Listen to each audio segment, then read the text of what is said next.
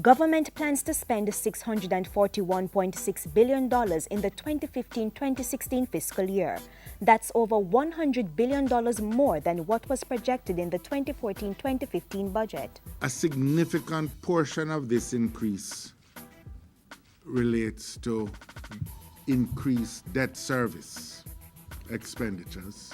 We in fact have $62 billion in NDX bonds maturing in the coming fiscal year, and we also have some approximately $400 million maturing in the course of that year.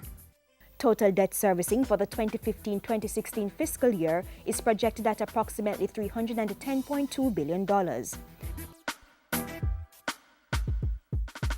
Now to the remainder of the budget. $432.6 billion will go towards recurrent expenditure or housekeeping expenses, and approximately $209 billion for capital or development projects. Government will fund most of those development projects, with $22.3 billion to come from multilateral and bilateral agencies. The capital expenditure program I would point out is to be viewed alongside expenditures which will be undertaken by public bodies, such as the National Water Commission and the National Housing Trust, which will add to the overall spend on the capital side as far as the country as a whole is concerned.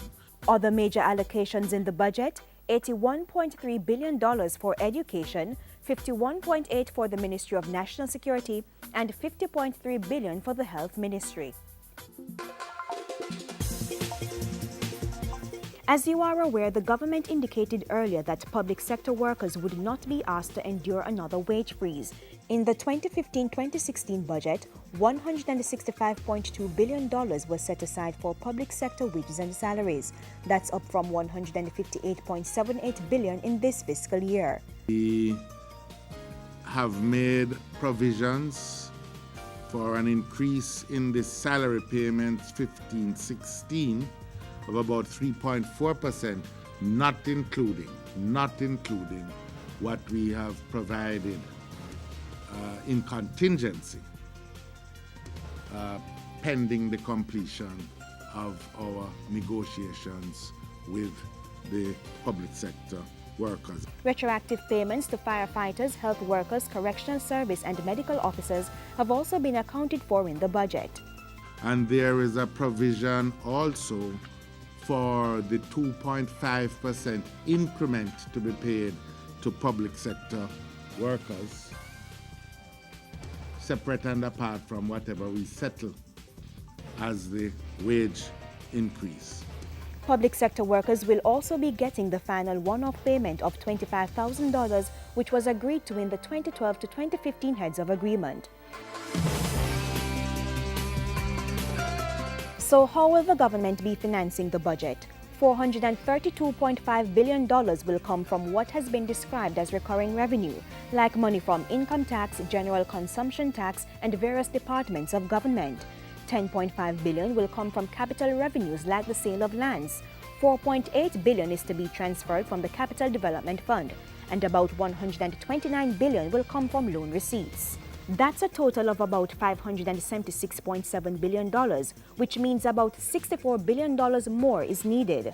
Well, about $54 billion was already sourced by government from the international capital markets last year.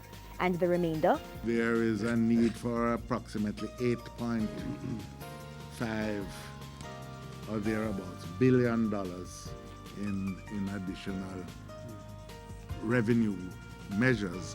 But that does not constitute the extent of the increase, because the bulk of our effort this year is on the compliance side of the equation.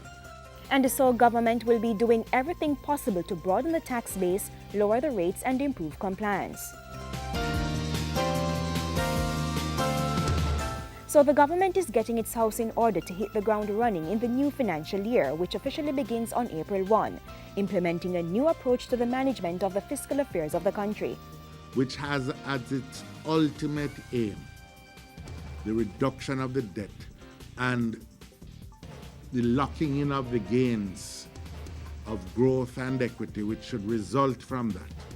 It's now over to the Standing Finance Committee of Parliament, which will consider the estimates of expenditure and revenue estimates on March 3 and 4. The Finance Minister will open the budget debate on March 12.